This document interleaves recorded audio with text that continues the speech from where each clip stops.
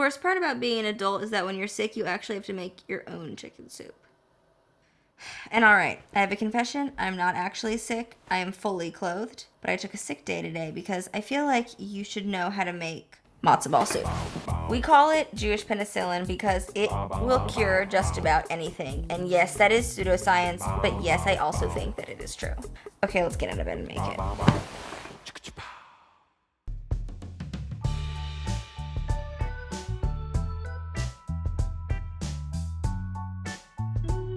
Today, we're going to make matzo ball soup from scratch. I would be 100% lying to you if I said that it was quick, because it is a labor of love. You can buy store-bought chicken broth and you can buy matzo mix. But if you want to be a true baller and show someone that you love them and know how to do something from scratch, I highly recommend at least once making your own stock and making your own matzo balls, because you've never had anything more delicious. To make your own chicken stock and to actually get the nutrients and the marrow, it needs a very long time to simmer. I'm not gonna go into the details of making this because I have another video to show you if you want to. You can like click somewhere in the ether to find it. We're gonna focus on the matzo ball soup. So what you'll need for this is a giant mixing bowl and a few bomb ingredients. Matzo meal, a cup of this, and to that we add 4 eggs. A 2, a 3, and a 4. Thank you, chickens, for your service. I'm always amazed when people can do this like one-handed egg thing. I often break them, but I'm gonna try it. And wow, if I can do 4 without ruining one. Here's the secret ingredient. The Jewish grandmothers all over the world are gonna be mad at me for sharing this secret. Have you had schmaltz? It's rendered chicken fat. You can get it in most frozen aisles in your grocery store. And it gives all of the richness to the matzo ball. We're gonna use 1/4 of a cup of it. Whoa! Okay. I'm gonna add a little bit of ginger because it gives it like a zesty pop that you don't really expect. It's sort of like you're having chicken soup and ginger tea at the same time, which is like kind of as good as it gets, you know? There's some big hunks in there, but that's okay. I throw in the ginger. And then also parsley and dill. Now dill is like the secret to all Jewish/Russian cuisine. Rough chop.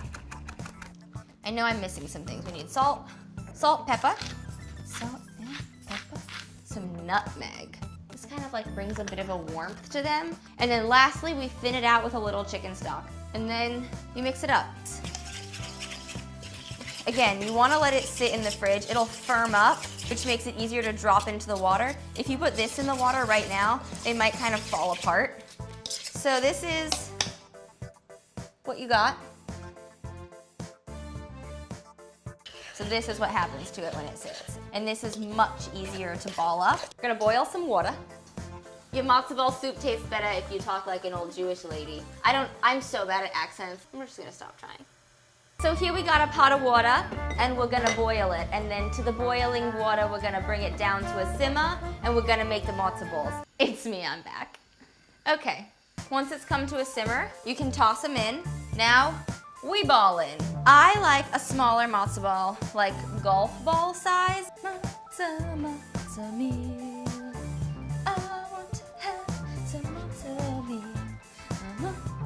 No, I'm not gonna dump it in there. You're gonna put them on a simmer and cook them for 30 to 40 minutes. If you're doing them bigger, they obviously need more time, but these guys are little, that should be enough time. So I'm actually going to add water to this because it is so incredibly concentrated. And then you can add whatever veg you want. You can put anything in the soup. You can put nothing in the soup. You can put noodles in the soup. I like carrots, sometimes parsnips. For on top of the soup, we're gonna want a little bit of herbs, so I'm just gonna cut that now so we have it. So this is gonna go in the soup and that's gonna go on the soup. Herbs are like dog hairs. You use them and they're everywhere. But they're worth it just like your dog. Hello. I just want to thank my mom for making me matzo ball soup every time I get sick. Now that I make it for myself, I realize how much of a labor of love it is. So if your mom makes you matzo ball soup, you should thank her. It's so nice. and make it for your it's like such an awesome way to show people that you care about them. With these little friends. So they're floating, you know, they got bigger. This is what you're looking for a done matzo ball. You can see that the eggs are cooked. You can probably see in here. There's like a little bit of white that you can see. All the herbs are really nicely cooked in. They've held their shape up. These two seem to be in a love affair. They're attached. So the matzo balls are done, and then all we have to do is make our soup. Some people are 1 matzo ballers, some are 2. I definitely prefer to start with 2 because you never just want 1, and I like when they have more time to sit in the chicken broth. People have different opinions about how much broth you should put, if they should cover the matzo balls, if the matzo balls should be sticking out, how much matzo ball to soup ratio. I say you do you. Then I'm gonna take a little bit of herbs and just top it. A little bit of fresh cracked pepper and a touch of salt. And that is love in a tiny bowl.